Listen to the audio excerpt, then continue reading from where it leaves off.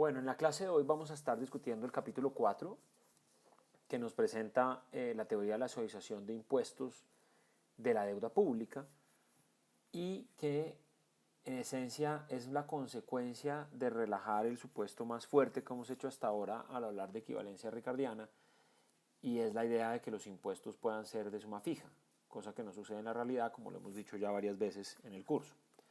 Así que para tocar este tema voy a empezar hablando de las distorsiones de los impuestos precisamente, los efectos que tienen los impuestos que observamos en la realidad, que son los impuestos distorsionantes en oposición a los impuestos de suma fija.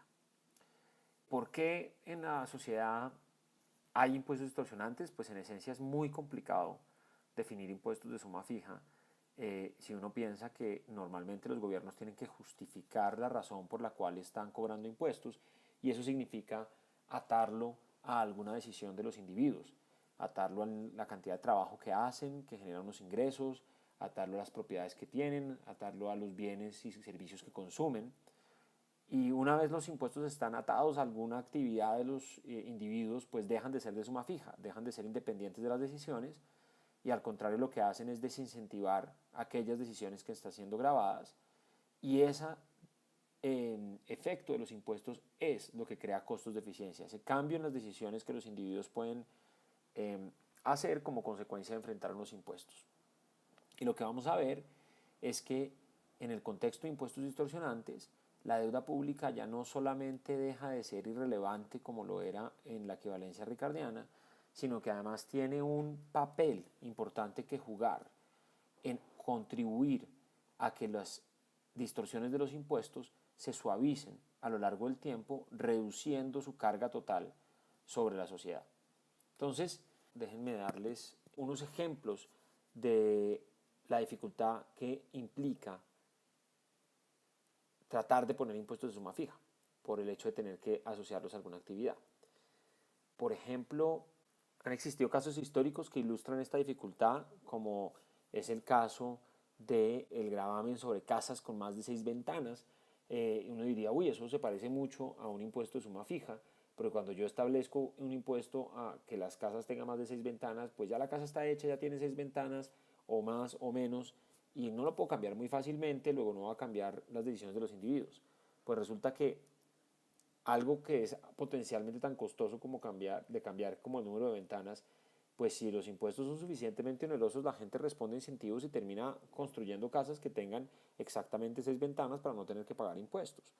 O está el ejemplo del poll tax, que es la idea de cobrar un impuesto simplemente por ser ciudadano de un país, ¿no? Entonces, uno diría, eso no está atado a ninguna decisión, pero incluso los ciudadanos pueden decidir, pues renuncio a mi nacionalidad con tal de dejar de tener que pagar el impuesto. Entonces, en resumen, es muy complicado en la vida real tener algo que se parezca a un impuesto de suma fija. Tenemos son impuestos distorsionantes, y veamos para ilustrar esas distorsiones un caso muy sencillo de equilibrio parcial, y en donde un gobierno recauda impuestos solo sobre el mercado de un bien Y, que opera en un mercado de competencia perfecta. Estamos hablando de equilibrio parcial en el sentido de que nos vamos a concentrar en los cambios de este mercado sin ver qué efectos tiene sobre los demás mercados, ni cómo otros mercados influyen a este que estamos analizando, para simplemente transmitir ideas, y después adelante hablaremos de equilibrio general. Entonces imagínense, para que sea además bien sencillo, que la oferta del bien Y es perfectamente elástica, es una cosa consistente con la idea de que tenemos cero ganancias, libre entrada, mercado competitivo, y básicamente la idea es que al costo unitario de producción del bien yo siempre voy a poder conseguir que haya alguien que esté dispuesto a venderme el bien, ¿no? Van a entrar empresas a satisfacer una demanda a un precio unitario, a un precio que por las fuerzas de la competencia no puede bajar más abajo de lo que genera cero ganancias para las empresas, pero que siempre van a estar dispuestas a entrar nuevas empresas para producir ese bien a ese costo. Si pensamos en eso, podemos pensar en un precio inicial sin impuesto que vamos a llamar P0, con una oferta horizontal intersectando algún nivel en la curva de demanda, definiendo la cantidad que se transa en equilibrio en el mercado. Y nos vamos a imaginar en este mercado que imponemos un impuesto ad valorem a una tasa tau, es decir, que por cada peso que venden los productores tienen que pagarle tau pesos al gobierno, de manera que el costo que antes era de producción, que antes era P0, ahora se va a volver 1 más tau por P0. Entonces, pues para seguir pudiendo producir y seguir manteniéndose en el mercado, pues ese va a tener que ser el costo mínimo consistente con cero ganancias. Es decir, en otras palabras, lo que estoy diciendo es que la oferta se va a desplazar a un nuevo precio 1 más tau P0 y eso va a generar un nuevo equilibrio con menor consumo. Esto que acabo de escribir en palabras es lo que muestra la siguiente figura. Tenemos una curva de oferta perfectamente horizontal que sin impuestos está a un nivel P0, con impuestos está a nivel P0 por 1 más tau, y tenemos una curva de demanda dependiente negativa, que es esta curva de demanda que está marcada con las letras DD, y en la circunstancia inicial, sin impuestos, el punto de equilibrio sería el punto A, que produciría una demanda agregada de Y0, mientras que cuando yo produzco impuestos, o introduzco impuestos, la demanda se va a contraer hasta el punto B. Puede que muchos de ustedes ya están generalizados con este tipo de figuras y de forma inmediata pueden deducir que existe un costo de eficiencia y que de hecho ese costo de eficiencia es igual al triángulo ABC, ¿no? Ahora, ¿por qué ese costo de eficiencia es igual al triángulo ABC? Pues veámoslo en detalle. La idea básicamente es que cuando pensamos aquí en los excedentes del productor y el consumidor que obtienen por estar participando en el mercado, por el lado del productor el análisis es muy sencillo. No hay excedente antes, no hay excedente después. Estamos en un caso de competencia totalmente perfecta y tienen cero ganancia los productores, entonces ellos, el análisis antes y después de introducción de impuestos arroja cero excedentes. O lo que es lo mismo, si fuéramos a calcular la distancia que existe entre la curva de oferta y el precio de equilibrio, esa distancia que existe entre la curva de oferta y el precio de equilibrio, que nos dice qué tanto están pudiendo vender por encima de lo que estarían dispuestos a vender los oferentes, en este caso es cero. Curva de oferta y precio de equilibrio están todo el tiempo pegadas en el mismo nivel. La cosa no es igual cuando miramos los consumidores. Si nosotros miramos la distancia que existe entre la curva de demanda y el precio de equilibrio, existe una brecha para algunas unidades del bien. En particular cuando estábamos en la situación inicial con un precio P0 y un punto de equilibrio A que genera una demanda Y0, ustedes pueden ver que hay un precio que está por debajo de la curva de demanda en todo lo que viene marcado por el triángulo EAP0. Ahí hay una brecha entre la curva de demanda y el precio que está capturando toda esa distancia entre los precios que estarían dispuestos a pagar en el mercado quienes demandan por unas unidades de los bienes y el precio que efectivamente están pudiendo pagar en el mercado por acceder a ellos. Y ese triángulo EAP0 es en realidad, digamos, el excedente del consumidor antes de la introducción de impuestos. ¿Qué pasa cuando se introducen impuestos? Suben los impuestos hasta, sube el precio hasta P0 por 1 más T, por 1 más tau, generando un cambio en el excedente del consumidor que ahora se vuelve mucho más pequeño y va de los puntos E al B al P0 1 más tau en la gráfica. Se redujo en todo eso el excedente del consumidor porque se consumen menos unidades y las unidades que se consumen a un precio más alto. Esos dos factores redujeron el excedente del consumidor. ¿Qué pasó con todo lo que se perdió? Se perdió un trapecio que va desde los puntos P0 hasta el punto A, hasta el punto B y hasta el punto P0 1 más tau. Pero no todo eso que perdió el consumidor se está desaprovechando en la sociedad. Hay un pedazo que lo está capturando alguien, que en este caso es el gobierno, y el recaudo del gobierno es muy fácil de calcular en este caso. El gobierno está, por las Y1 unidades que se están transando, recaudando unos impuestos. ¿Cuánto está recaudando total? Pues en esencia Y1 multiplicado por el precio P0 y multiplicado por tau, que es el valor total de los impuestos recaudados. Pero si ustedes miran el gráfico, eso corresponde en esencia al área del rectángulo que va de P0 a C a B a P0 por 1 más tau. La base de ese rectángulo es Y1, las cantidades, y la altura de ese rectángulo, que es la diferencia entre P0 y P0 por 1 más tau, es simplemente P0 tau. Es decir, nos está diciendo qué valor de recaudo obtuve por cada unidad que se transó. Entonces, al final, lo que realmente perdió la sociedad es el triángulo ABC y es la pérdida irrecuperable de eficiencia que ustedes seguramente han encontrado en otros contextos y muy sencillo de calcular. Esa área del triángulo ABC la podemos expresar en términos de algunas variables de interés si definimos el cambio en las cantidades transadas delta Y como Y1 menos Y0 y el cambio en los precios como pues lo que es 1 más tau P0 menos P0, que de hecho pues fíjense que eso se simplifica a tau por P0. Con esas definiciones tenemos que el área del triángulo ABC es simplemente un medio que multiplica al negativo del cambio en las demandas, por lo que aquí lo que hubo fue una caída en demanda, que multiplica el cambio en el precio. Pero lo que también podemos observar es que podemos recordar la definición de la elasticidad precio de la demanda, que básicamente nos dice cuál es el cambio porcentual en las cantidades demandadas frente a un cambio porcentual en los precios. En este caso, por concreto, el cambio en Y dividido por el nivel inicial Y0 de cantidades transadas en el mercado respecto de o dividido por el cambio en los precios respecto de los precios iniciales P0. Ese es el cambio porcentual en las cantidades demandadas sobre el cambio porcentual en el precio. Esa elasticidad precio de la demanda nos dice qué tanto responde la demanda frente a un determinado cambio en precios y como la estamos definiendo acá, es bueno que se den cuenta que tiene un signo negativo porque un incremento en precios reduce las cantidades demandadas. Lo que vamos a hacer ahora es que simplemente si tomamos la definición de la elasticidad de la demanda y despejamos de ahí para delta Y, y teniendo en cuenta que delta P, como dijimos antes, es igual a tau por los precios P0, entonces podemos sustituir esas dos relaciones en la expresión para el área del triángulo ABC y con unos pasos triviales de álgebra darnos cuenta que el área del triángulo ABC la podemos escribir en términos de unas variables que tienen muchísimo sentido económico y que nos facilita dar una interpretación económica a el tamaño de las distorsiones introducidas por los impuestos. En esencia, fíjense que el área del triángulo ABC va creciendo con el valor absoluto de la elasticidad de la demanda. Tenemos el negativo de la elasticidad de la demanda, entonces cuanto más grande sea en valor absoluto la elasticidad de la demanda, mayores los costos de eficiencia.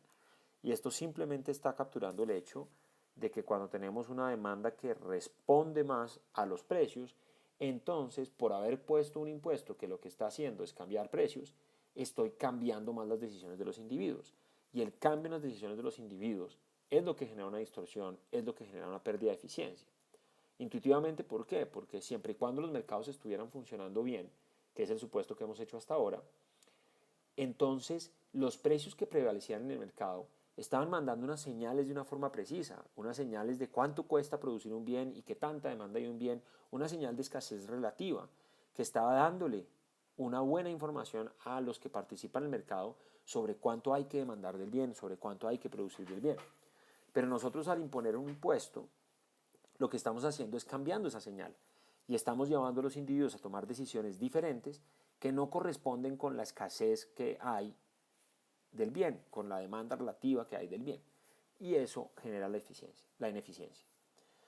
Aparte de eso, quiero que se den cuenta que el área del triángulo ABC crece con la tasa impositiva, eso no es sorpresa, entre más impuestos, pues más distorsiones, pero lo importante es que crece de forma convexa, crece con el cuadrado de la tasa impositiva. Y eso va a ser importante y surge en este modelo particular, pero surge en la mayoría de modelos que podamos pensar, que los costos de los impuestos tienden a ser convexos. Y finalmente, el área del triángulo ABC depende del tamaño del mercado que estamos hablando, porque pues estamos multiplicando por P0 y Y0, que es el tamaño en valor de las unidades transadas originalmente en el mercado. Bueno, antes de mencionar una limitación de este análisis de equilibrio parcial, es que pensemos intuitivamente por qué lo que dije antes de que los impuestos generan unos costos que no solamente son típicamente crecientes, sino además convexos, es un resultado que no solamente viene de este modelo, sino que es un resultado que se encuentra con mucha frecuencia. La razón por la cual eso sucede es relativamente intuitiva y realmente no es más que la otra cara de la moneda del hecho de que supongamos típicamente que la utilidad marginal de las actividades de los ciudadanos que generan bienestar sea decreciente. Una utilidad marginal decreciente es en muchos casos la otra cara de la moneda de unos costos de la tributación convexos. Porque si ustedes consideran lo que nos está diciendo la utilidad marginal decreciente es que cuando yo obligo a una persona a que renuncie a ciertas unidades de un bien que él disfruta consumir, pues si está consumiendo muchas unidades le va a doler, pero no le va a doler mucho. Pero si yo empiezo a forzarlo a que continúe sacrificando unidades del bien, lo estoy, lo estoy obligando a que sacrifique las unidades que más valora, las que le generan utilidad marginal más alta por el principio de utilidad marginal decreciente. Y entonces estoy creando mayores costos de bienestar. Y eso es en cierto sentido lo que hacemos con los impuestos. Si cobro un poquito de impuestos, estoy haciendo que los individuos renuncien a actividades que le generan bien, pero si los impuestos son bajitos, pues van a renunciar a las unidades que ya no estaban produciendo tanto bienestar. Pero si suben y si suben y si suben los impuestos, van a tener que abandonar incluso aquellas unidades a las que se habían resistido a abandonar, las unidades que les están dando una utilidad marginal muy alta. Entonces los costos son crecientes en la medida en que la tasa tributaria sea más alta. Siempre esos costos marginales de la tributación que sean crecientes es la otra cara de la moneda de que la utilidad marginal sea decreciente. Bueno, ahora sí, después de explicar esta intuición, decía que una limitación importante de este modelo pues es que estamos suponiendo que los impuestos solamente afectan la demanda del bien a través de su precio, mientras que a veces los impuestos pueden afectar el ingreso disponible y los impuestos tienen efectos de equilibrio general, perdón. Eso por ahora lo estamos ignorando. Pero tenga presente que los modelos se pueden enriquecer en varias direcciones. Dicho esto, hablemos un momento del recaudo tributario que se logra con una tasa tributaria dada. Una manera de hacerlo muy sencillo, pues simplemente es pensar en cuál es esa área de ese rectángulo que estábamos hablando refleja el recaudo tributario. Es básicamente la cantidad transada Y1 multiplicada por la altura de ese rectángulo, que es el delta de los precios, y aquí la estamos escribiendo de la siguiente manera. Pues Y1 no es otra cosa que el Y0 inicial más el cambio que ha tenido el Y. Y el cambio en los precios, como hemos dicho varias veces ya, es igual a tau por P0. Utilizando eso y volviendo a echar mano de la definición de la elasticidad precio de la demanda para sustituir delta Y en función de esa elasticidad, podemos cancelar algunos términos y llegar a la siguiente expresión que está en la diapositiva, la segunda expresión de la diapositiva, que nos dice que el recaudo tributario es igual a P0 por Y0, que multiplica a 1 más la elasticidad precio de la demanda multiplicada por la tasa tributaria, y todo esto multiplicado por la tasa tributaria. Y lo que quiero que pensemos es qué está capturando esta expresión y qué nos permite aprender. Entonces fíjense que, pues por un lado nos está diciendo algo obvio, y es que cuando tenemos unos mercados más grandes, P0 por Y0 es más grande, pues todo lo demás constante vamos a tener más recaudo. Ahora, también nos está diciendo que si la elasticidad precio de la demanda es realmente muy elástica, es decir, tenemos una elasticidad precio de la demanda que se aleja muchísimo en términos absolutos del cero, entonces el recaudo, todo lo demás constante, tiende a ser más pequeño porque estamos grabando un mercado frente al cual los individuos tienden a tratar digamos, dejar de participar en ese mercado cuando se les suben los precios. Entonces unos impuestos van simplemente a alejar a los consumidores de ese mercado, reduciendo la base que estamos utilizando para grabar y conseguir recursos. Entonces la elasticidad precio de la demanda tiene un efecto de reducir el recaudo tributario.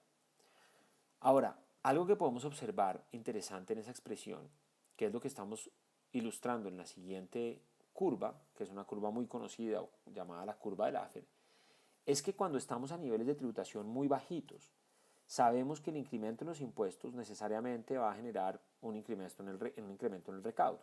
Para ver eso bastaría que ustedes saquen la derivada de la expresión que estábamos discutiendo para ver que para tau, que tiende a cero, la derivada de esa expresión va a ser positiva y vamos a estar creciendo, y inicialmente más impuestos genera más recaudo.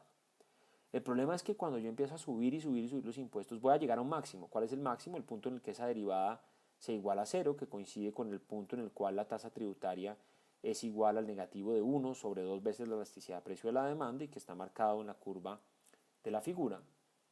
Y en ese punto, lo que estoy ganando por cobrarle más tasas a una cierta base está exactamente siendo compensado por el hecho de que cuando cobro más impuestos reduzco la base tributaria porque la gente deja de consumir ese bien, y se aleja de ese mercado.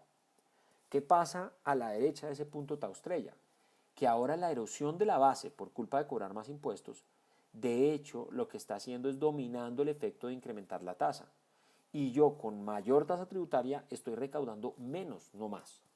En ese sector estamos en cierto sentido en el lado equivocado de la curva de Laffer, porque el gobierno si sube impuestos no recauda más impuestos, sino que recauda menos en total.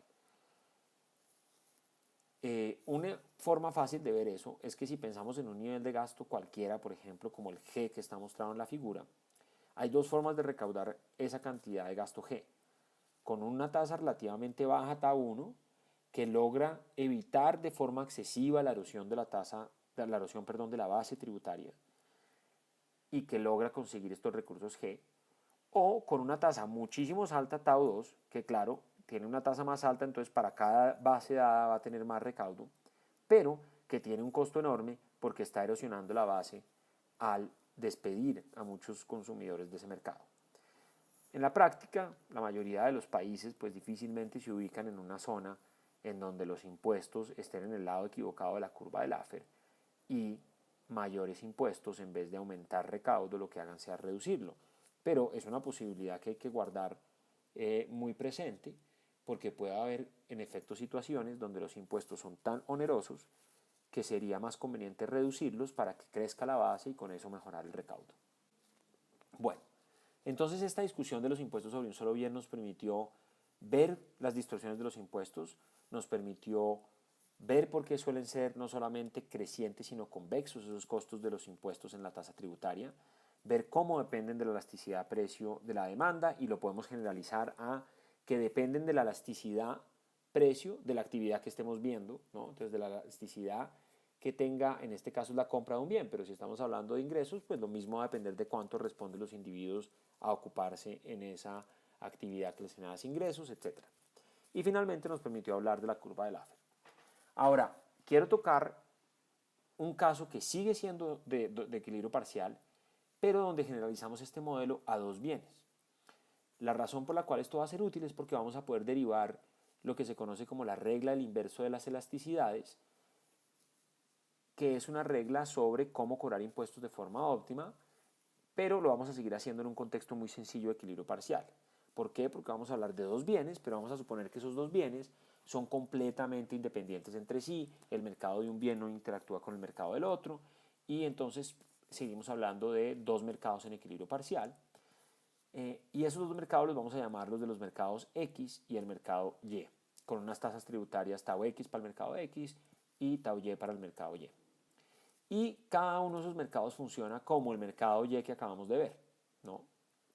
Entonces, podemos aprovechar lo que ya calculamos en la sección anterior y sabemos que al grabar el bien X a una tasa tau X, pues yo tengo una expresión para el recaudo, que es esa expresión de la curva de Laffer que acabamos de evaluar, y también tengo una expresión para la pérdida de eficiencia en términos de la elasticidad precio de la demanda y en términos de la tasa tributaria al cuadrado y en términos del tamaño del mercado.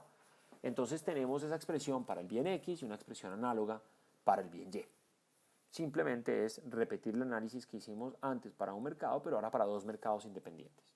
Entonces, teniendo esto, voy a plantear por primera vez en el curso un problema del gobierno que podemos asociar con lo que se conoce, digamos, como el problema de tributación óptima. Y es, pensemos que el gobierno tiene que financiar cierto gasto público, que en toda esta parte del curso estamos tomando como dado exógeno, un G positivo, pero que lo quiere hacer de la manera que logre minimizar las distorsiones de la sociedad. Este problema de tributación óptima se va a volver más complejo y más interesante adelante en el curso, pero en este contexto el problema es supremamente sencillo. Es cómo hago para minimizar las áreas de esos triángulos ABC en los dos mercados, o sea, cómo hago para minimizar esa pérdida irrecuperable de eficiencia, sujeto a que tengo que recaudar los suficientes recursos para poder financiar el gasto G.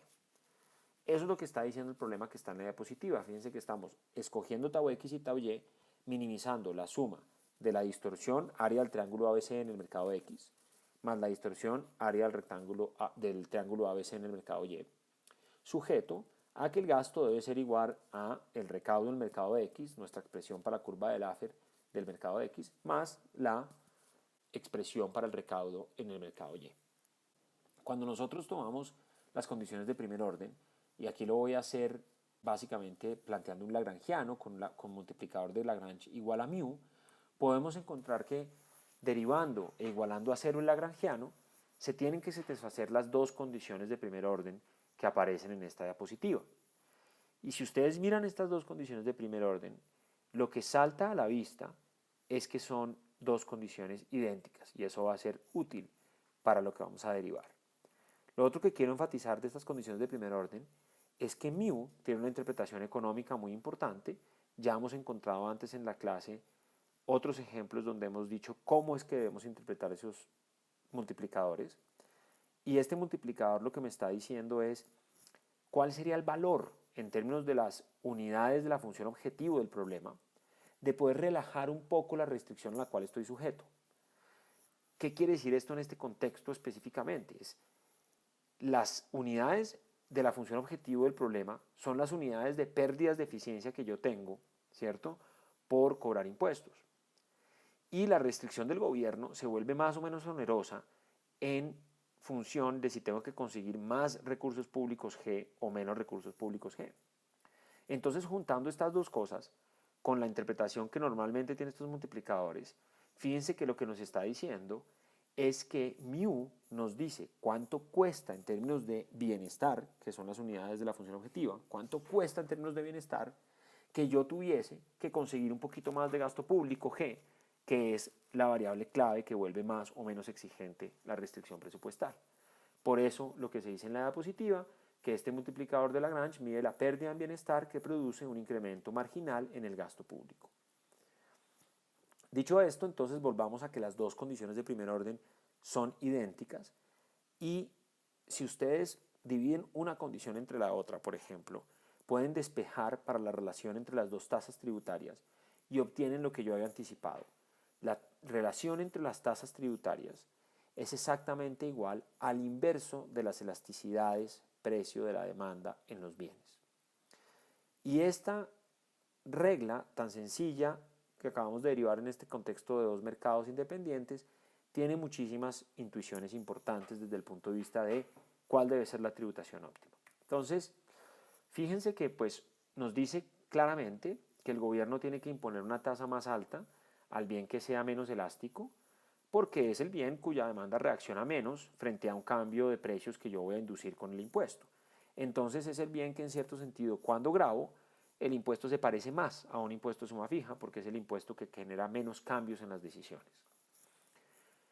Ahora, además de esto, que es como el primer resultado importante, fíjense que de todos modos, aunque este mensaje primero nos está diciendo que yo tiendo a gravar más el bien más inelástico, tiendo a grabar, sí, lo dije correcto, tiendo a grabar más el bien más inelástico y tiendo a grabar menos el bien más elástico si quiero minimizar distorsiones. Fíjense que al tiempo de que nos dice eso, nos dice que no es normal, sería un caso extremo que yo decida grabar solo un bien. Para que yo decida grabar solo un bien, tiene que ser que alguno de los dos bienes o tiene elasticidad que tiende a infinito, en cuyo caso grabo el otro únicamente, o tiene elasticidad que es igual a cero, completamente inelástico, en cuyo caso grabo el bien completamente inelástico. Pero los bienes en la realidad típicamente no son ni infinitamente elásticos ni completamente inelásticos. Por lo tanto, yo normalmente lo que hago es cargarle un poco la mano hacia el bien más inelástico, pero de todos modos grabar todos los mercados, tratar de grabar todos los mercados. ¿Por qué quiere uno grabar proporcionalmente, si todo lo demás fuera constante, todos los mercados en vez de quedarse solamente con un mercado? Pues básicamente porque los costos de la tributación, como hemos venido discutiendo, son convexos. Y si los costos de la tributación son convexos, es mejor tener tasas intermedias para muchos bienes que tasas muy altas para un bien y muy bajas para otras. ¿Por qué? Porque tasas muy altas para un bien me llevan a la parte de una función de costos de la tributación que es más empinada. Y lo que yo pierdo en términos de costos de distorsión por irme a esa parte tan empinada es más que lo que gano por, gracias a eso, poder cobrarle impuestos muy bajitos a otros bienes. Eso no es tan buena idea, es más bien que los dos estén intermedios. Y solo me desvío en la medida en que uno sea más inelástico que el otro, pero típicamente trato de respetar ese principio de suavizar impuestos, gravar varios bienes en vez de gravar excesivamente unos o muy poco otros. De hecho, si ustedes quieren ver esta intuición, tenemos un ejemplo en el libro que estamos reproduciendo aquí en las diapositivas que muestra cómo para algunos parámetros específicos, un gasto de 4,25 y un valor transado en cada mercado igual a 1 en ausencia de impuestos, cómo se ve el problema de tributación óptima que estábamos viendo antes. Y ese problema, pues, en ese caso particular que estamos mostrando, pues tiene la forma muy sencilla que aparece en la diapositiva, y lo que hacemos después, que voy a dejar que ustedes lo revisen con cuidado, es simplemente ilustrar el principio que acabo de decir.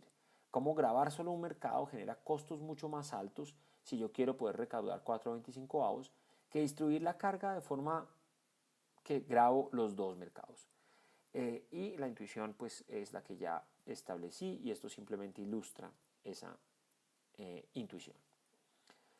Así que esta segunda sección, al hablar de distorsiones de los impuestos, nos permitió ver un principio nuevo, que es el principio de suavización de impuestos, que va a ser importante. Lo siguiente que quiero hacer, para ahora sí aterrizar en el punto de fondo de este capítulo, es notar que esto que acabo de explicar para un conjunto de bienes en un determinado momento del tiempo, lo podemos pensar de una forma muy análoga para el mismo bien en distintos momentos del tiempo. Y cuando pensamos así la situación, vamos a darle un papel importante a la deuda pública. Entonces entremos con eso en materia, iniciando el caso sin riesgo para hacer el modelo lo más sencillo posible. Entonces, para eso, imagínense ustedes lo siguiente. Supongan que hay un número arbitrariamente grande de hogares idénticos en una economía que vive un horizonte finito. Supongamos que estamos en tiempo continuo y supongamos que tenemos un gobierno que cobra impuestos distorsionantes. El ingreso de los hogares lo vamos a suponer exógeno igual a YT, y sobre ese ingreso YT se van a pagar unos impuestos cuyo monto va a ascender a T mayúscula T. Y vamos a suponer que el gobierno, como en el ejemplo que acabamos de ver en el caso de dos mercados, quiere minimizar la pérdida de bienestar que se observa en cada momento. La pérdida de bienestar la vamos a llamar Z y va a estar dada por el tamaño del mercado que estamos grabando, que en este caso va a ser el ingreso YT, y una función gamma de la tasa tributaria, donde la tasa tributaria simplemente es la razón entre qué tanto recaudo impuestos T mayúscula T y cuánto ingreso hay, que es YT. Vamos a suponer que esta función gamma es una función creciente y convexa de la tasa T de YT. ¿Por qué hice todos estos supuestos de esta función? Pues ya los motivamos con los ejemplos anteriores. ¿De qué depende la pérdida de bienestar de la tributación? Del tamaño del mercado YT y de la tasa tributaria, pero de la tasa tributaria de forma convexa. Entonces, simplemente estamos utilizando una forma funcional o digamos una especificación de estos costos de la tributación de una manera que sea consistente con lo que ya aprendimos, que es un costo razonable de la tributación en un ejemplo dado. Si quisiéramos incluso hacerlo tal cual motivado como viene del ejemplo anterior, podemos suponer que gamma es una función cuadrática.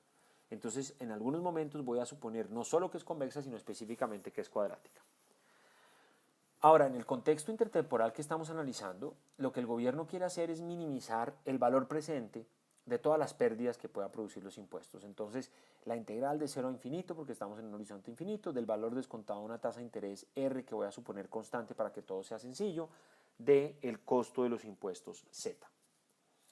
Y el gobierno, como en toda esta parte del curso, sigue teniendo que financiar una trayectoria exógena de gasto, que es una secuencia de gasto GT para todos los periodos que van desde 0 hasta el infinito, para todo T mayor o igual que 0. Y para eso debe usar deuda o impuestos, y como ya lo hemos visto en otros momentos de la clase, eso genera una restricción presupuestal del gobierno en cada instante del tiempo, que simplemente dice que el gobierno acumula deuda cuando la suma del gasto más las obligaciones de intereses que tiene que pagar sobre la deuda existente superan los impuestos totales que está recaudando.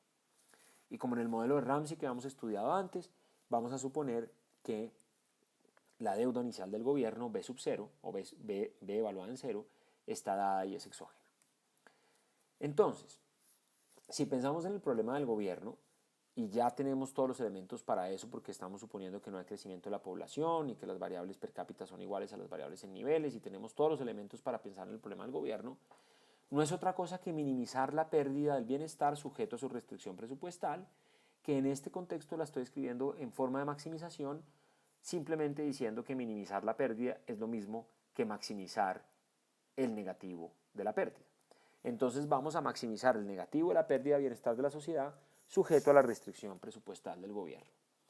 Ese es un problema en el que el gobierno está escogiendo impuestos T mayúscula, o sea que esa va a ser la variable de control, y en donde tiene una variable de estado que es su monte de deuda B.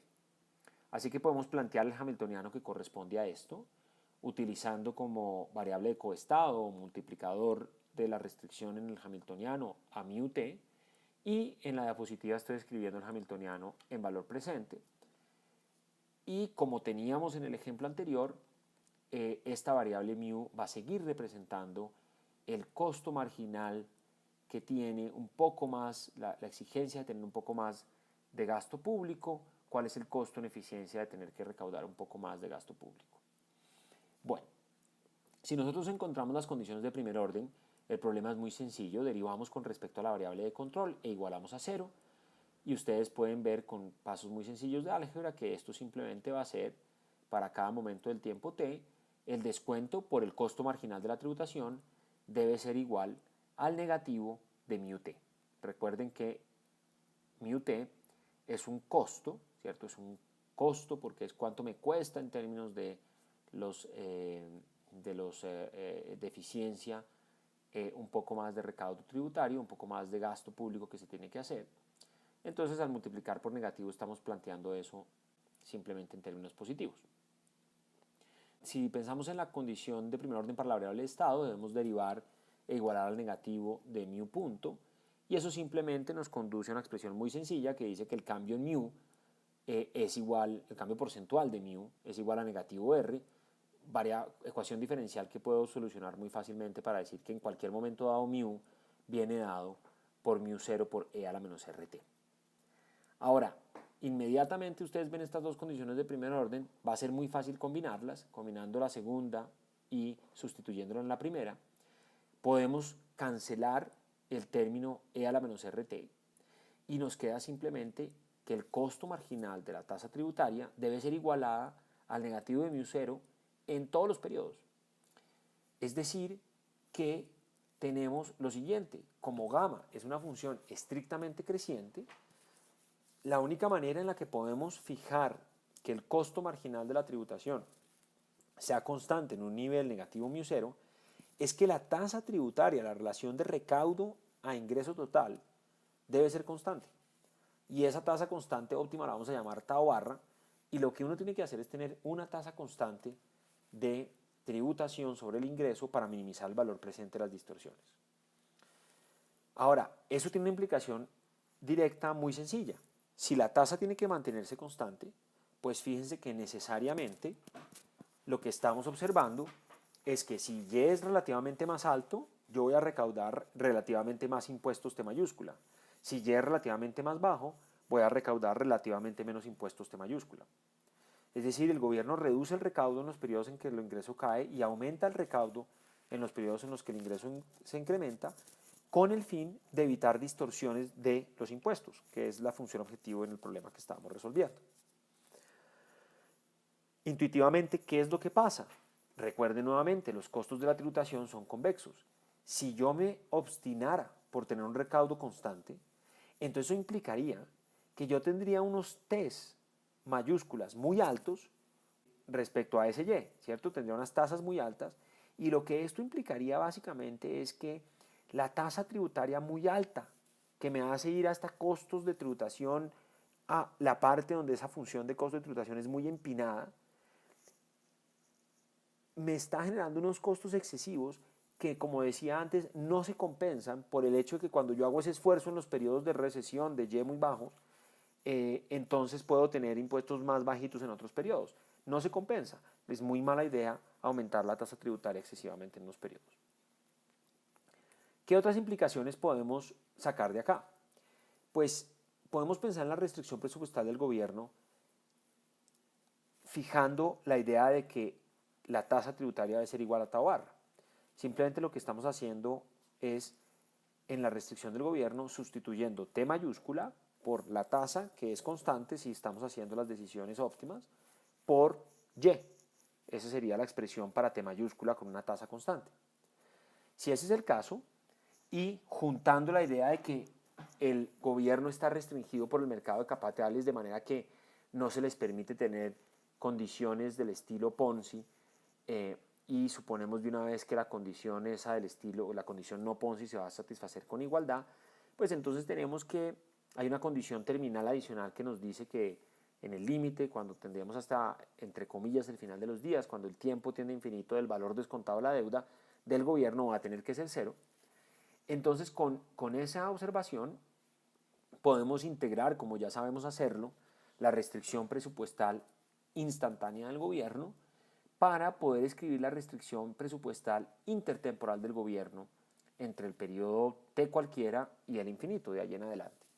Y nos da la expresión 1 que tenemos en la diapositiva, que nos da una relación entre la deuda en el momento T, en el cual estamos parados, BT, y unas expresiones Y barra y G barra, que si ustedes las observan en la diapositiva, son algo muy similar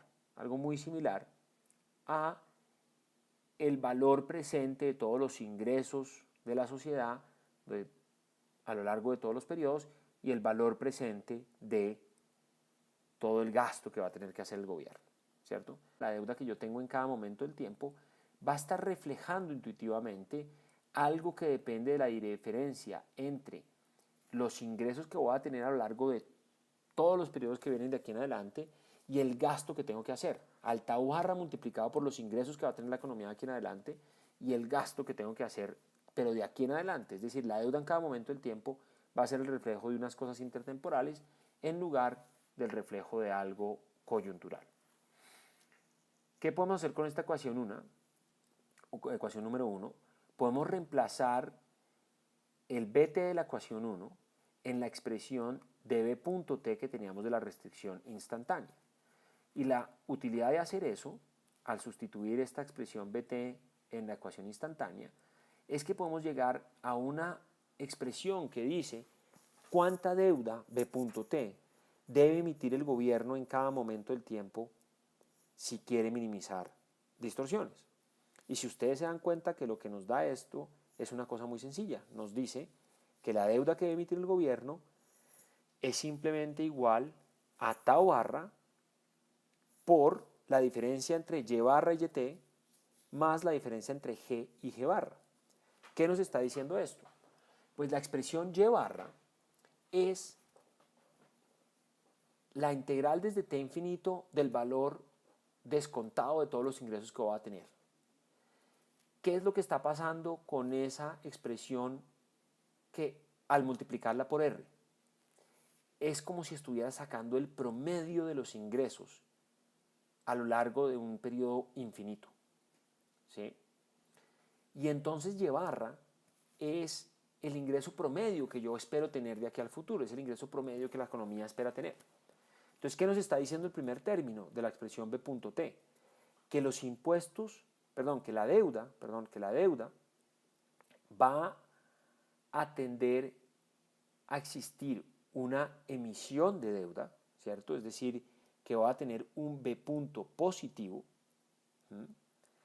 en aquellos momentos en los cuales yo observe que Y barra T se encuentre por encima de YT. ¿Qué quiere decir que Y barra T se encuentra por encima de YT? Quiere decir que el ingreso que normalmente tenemos es mayor que el ingreso que tenemos en este instante. Es decir, que estamos enfrentando una situación de recesión. El ingreso que normalmente tenemos es mayor que el que tenemos en este instante. El segundo componente nos está diciendo que con el gasto ocurre lo contrario.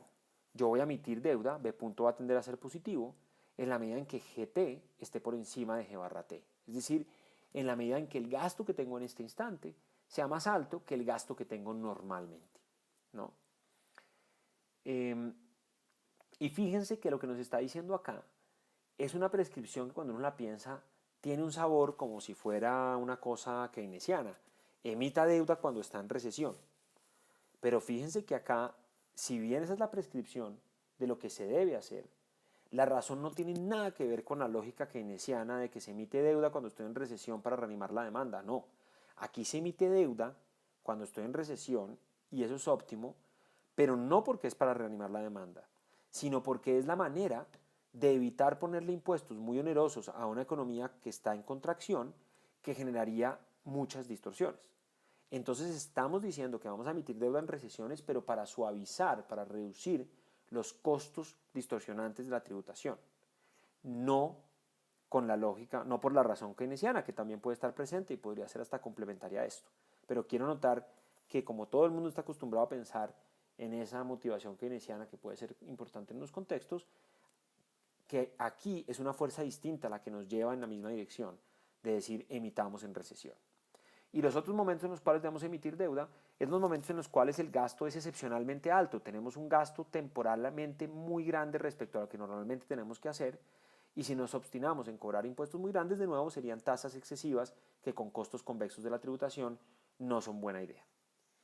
Este es lo que se conoce, pues digamos, como la teoría de la suavización tributaria de la deuda pública y es un resultado normativo que nos dice cómo deberían ser los impuestos, perdón, cómo deberían ser las deudas para suavizar los costos de los impuestos.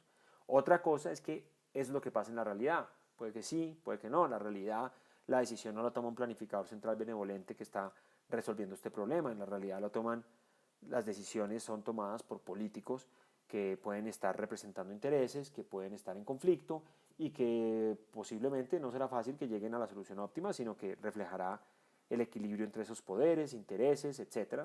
Y eso lo estudiaremos más adelante en el curso. Pero por ahora queremos entender cuál debería ser la deuda óptima y cómo la deuda puede ser un instrumento útil desde el punto de vista de suavización tributaria que nos permite entender los efectos que ella tiene sobre la sociedad.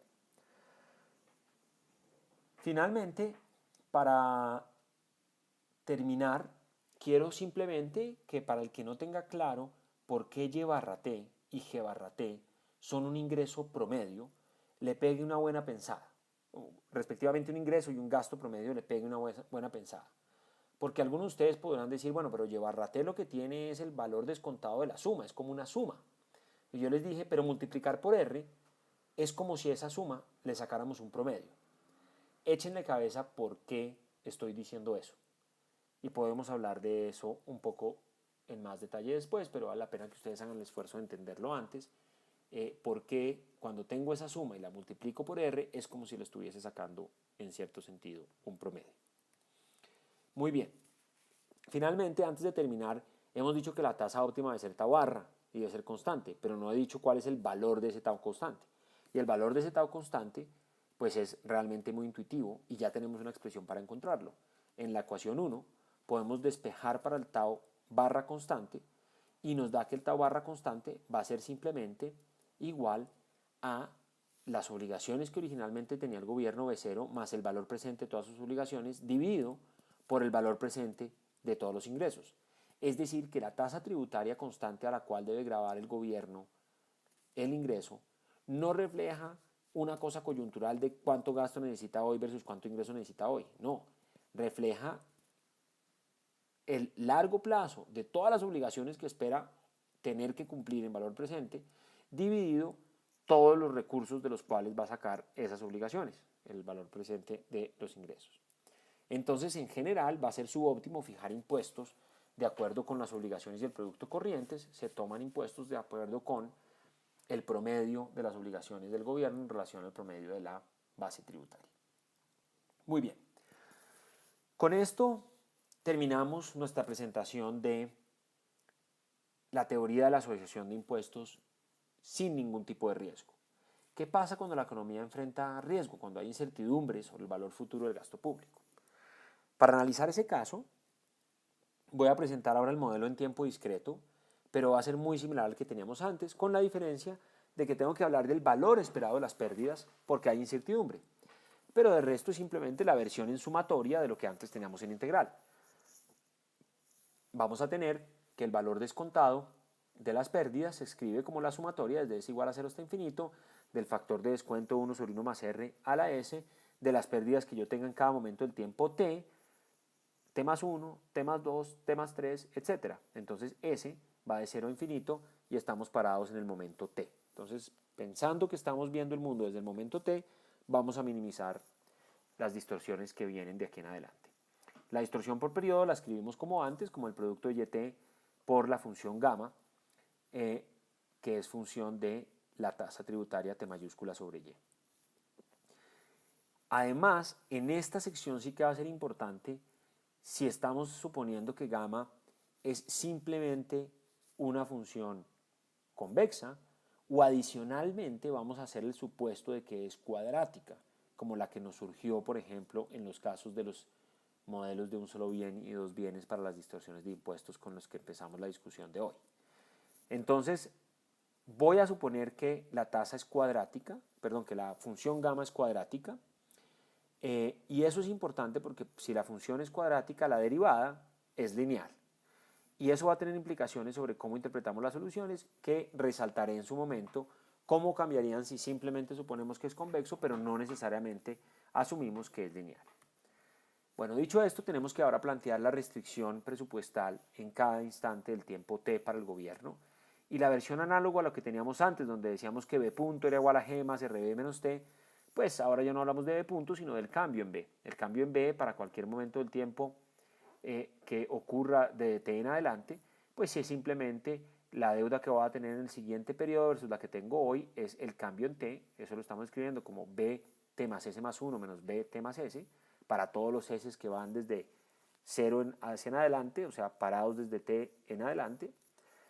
Ese cambio en la deuda debe ser igual a la distancia entre g más rb menos t mayúscula. O sea, lo mismo que teníamos en el modelo sin riesgo, ¿no? ¿Por qué puede tener el modelo riesgo? Pues es algo realista, ¿no? El modelo anterior sin riesgo supone que uno tiene perfecta previsión sobre lo que va a pasar en el futuro, pero uno puede no conocer qué choques va a tener el gasto público, qué choques va a tener el ingreso, cuándo va a haber una recesión, cuándo va a haber una guerra, cuándo va a haber desorden, en fin. Ahora, vamos a suponer que el gobierno no puede emitir deuda sujeto o digamos contingente a diferentes situaciones. Eso simplemente, pues hago un paréntesis acá, es porque cuando uno supone que el gobierno puede prever, aunque hay incertidumbre, puede decir, bueno, hay incertidumbre, pero puedo estar en guerra o en recesión. Hay incertidumbre, pero puedo estar en ingreso alto o ingreso bajo. Si el gobierno sabe todos los estados de la naturaleza que pueden suceder en el futuro, y el gobierno además de eso puede decir, yo voy a emitir una deuda que va a ser contingente, dependiente, va a ser función de si estoy en demanda, perdón, si estoy en ingreso alto pasa esto, si estoy en ingreso bajo pasa esto, si estoy en gasto alto pasa esto, si estoy en gasto bajo pasa esto.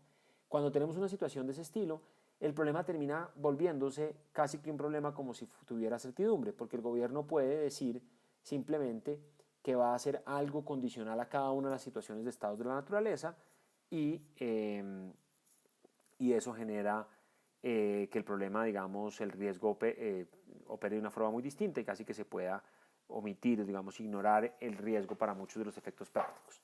Entonces vamos a evitar que eso pase, es un paréntesis simplemente que quería hacer.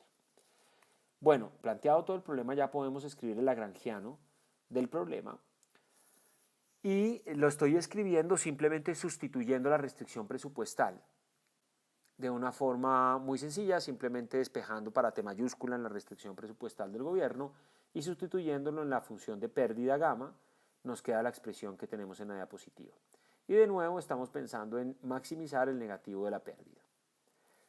Vamos a suponer que existe una solución interior y que R, la tasa de interés, es una cosa dada frente a la cual no hay riesgo. Si yo pienso ahora en la decisión del gobierno de escoger una cantidad de deuda que va a tener para el futuro, es decir, si pienso como variable de control en cuánta deuda me llevo para el futuro, fíjense que las demás variables están dadas para el gobierno. La deuda de hoy es consecuencia de lo que elegí en el pasado, el ingreso lo supusimos exógeno y el gasto del gobierno es exógeno. Entonces la variable de control aquí va a ser la deuda que yo escojo llevarme para el siguiente periodo. Pensemos en cualquier periodo particular. B de T más S más 1 es la deuda que yo voy a dejar para el periodo T más S más 1 cuando estoy pensando en tomar la decisión y estoy parado en el momento T más S. Si ustedes sacan la derivada del lagrangiano con respecto a esa variable, se pueden dar cuenta que cuando estamos en el periodo T más S, la deuda en T más S más 1 aparece en la función objetivo porque dentro del paréntesis de gamma tenemos a bt más s más 1 restando. Y eso me va a generar un primer término que además va a estar descontado por el factor de descuento 1 sobre 1 más r a la s y cuya derivada interna por regla de la cadena va a ser el negativo de 1 sobre y más s.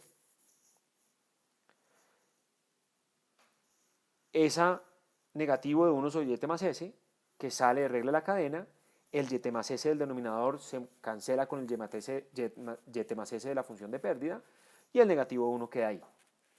Ahora, ahí no se acaba la derivada de la función de pérdida, porque cuando ya no estemos en el periodo t más s, sino que estemos en el siguiente periodo, también va a aparecer bt más s más 1, pero ahora aparece, es el término que va a aparecer acompañando al 1 más r dentro del numerador de la expresión que está en la función gamma.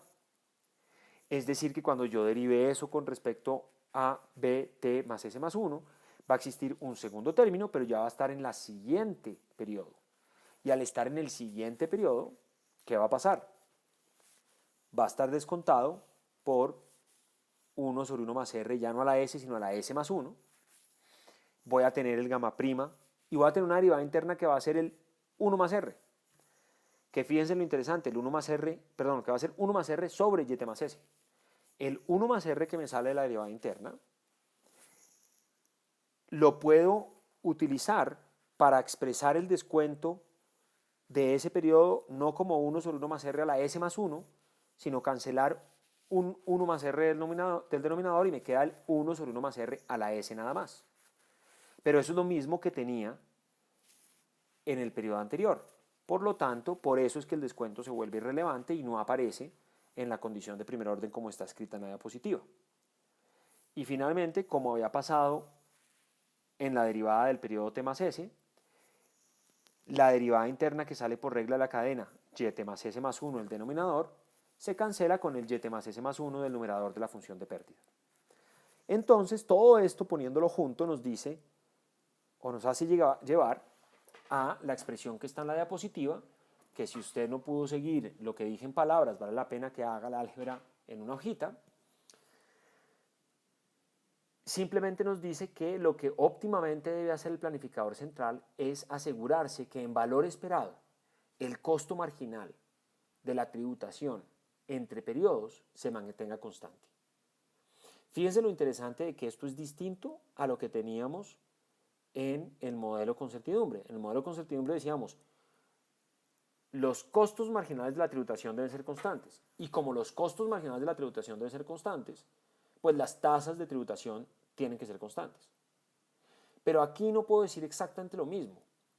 ¿Por qué no puedo decir lo mismo? Porque yo estoy con incertidumbre, entonces lo único que puedo decir por ahora, ahorita podemos decir en qué casos podemos afirmar cosas adicionales, pero por ahora lo único que puedo decir es que en valor esperado, el costo marginal de la tributación debe ser el mismo entre periodos. Ahora sí, pensemos en si podemos decir algo más.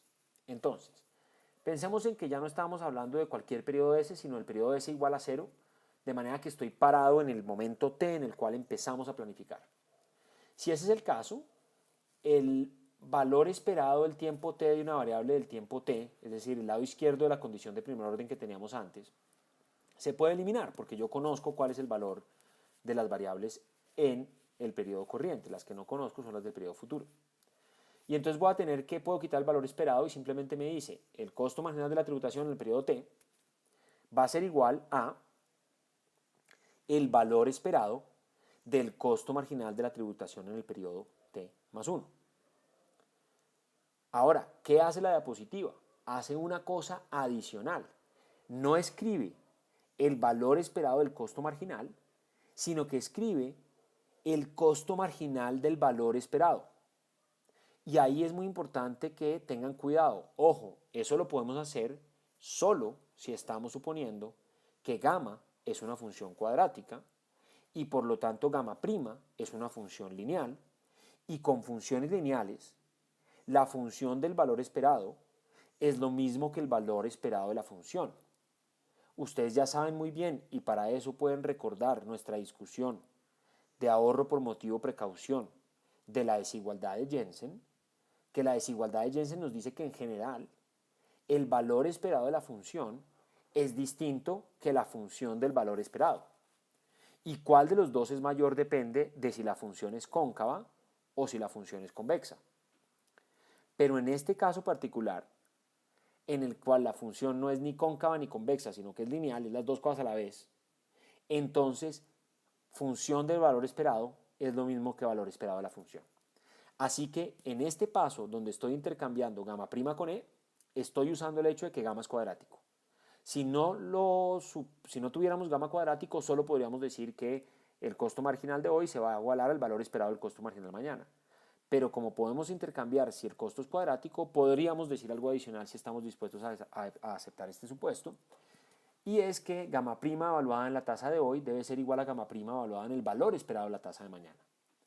Pero eso inmediatamente implica, como gamma prima es una función, ahí sí independientemente de que sea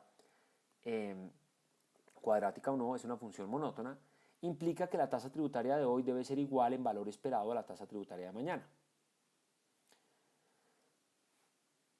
Y si ese es el caso, entonces podríamos también pensar que el comportamiento de la tasa tributaria se puede escribir simplemente como que la tasa tributaria de mañana es igual a la tasa tributaria de hoy más un error con media cero. Si ustedes le sacan el valor esperado de esa expresión, tienen la expresión que tenemos arriba, que el valor esperado de la tasa tributaria de mañana es igual a la tasa tributaria de hoy.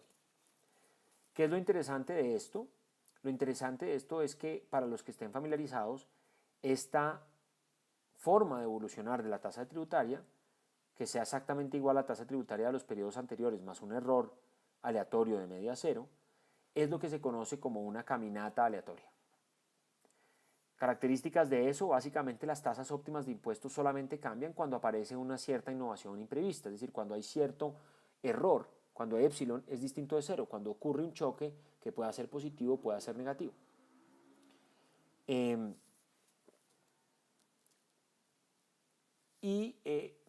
Los procesos estocásticos que tienen estas características tienen la lógica de que la variable empieza a coger hacia cierto, digamos, cierta dirección y se queda transitando en esa dirección un tiempo hasta que hay una innovación o un choque suficientemente fuerte que la lleva hacia otro destino y se queda en esa dirección, etcétera, etcétera. Por eso se llama una caminata aleatoria.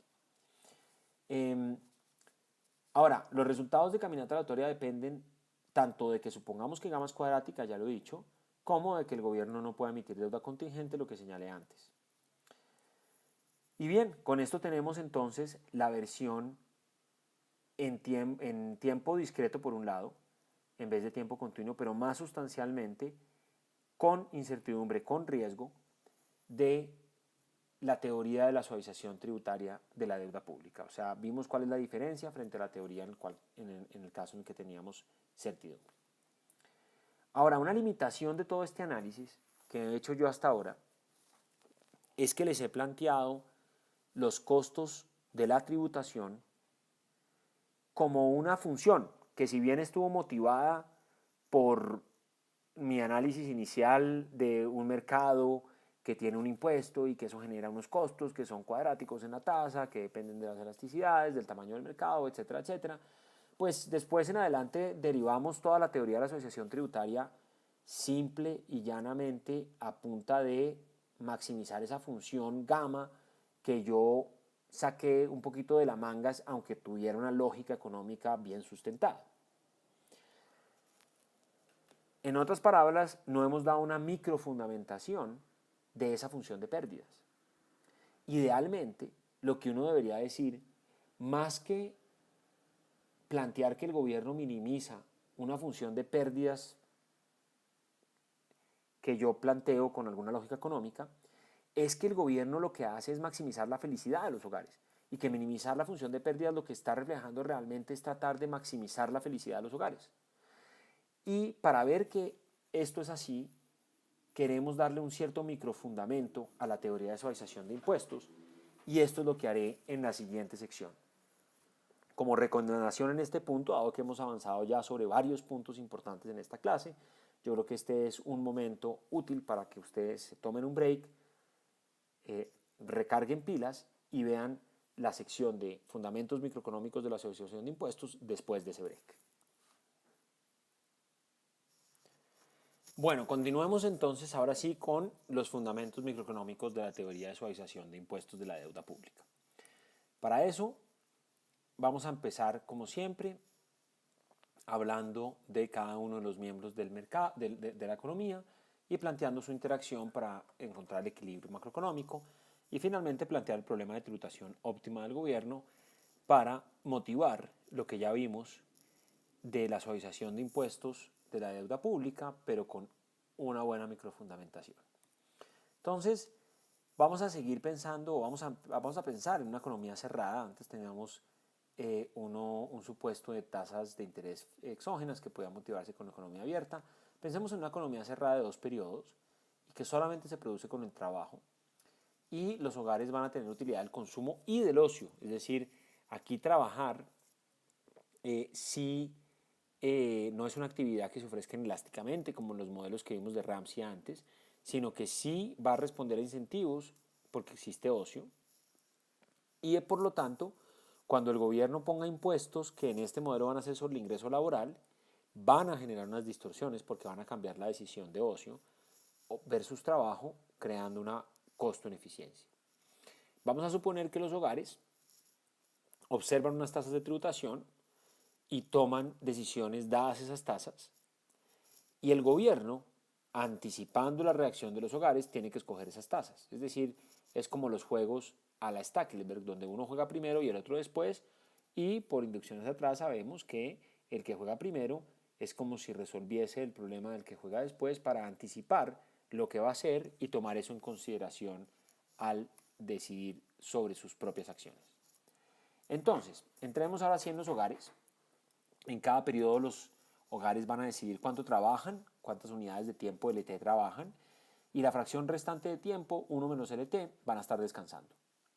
Va a haber un número arbitrariamente grande de empresas que van a producir unidades de un bien final YT en condiciones de competencia perfecta y para eso vamos a suponer que la tecnología de producción es de rendimientos constantes a escala y como el único factor es el trabajo, simplemente YT va a ser igual a LT. Fíjense que solo con mirar eso, ustedes ya se pueden dar cuenta que el salario va a ser igual a 1, porque el producto marginal del trabajo va a ser igual a 1, y con un salario igual a 1, las empresas pagando 1 por cada unidad de trabajo y obteniendo las mismas cantidades de producto van a tener 0 ganancias.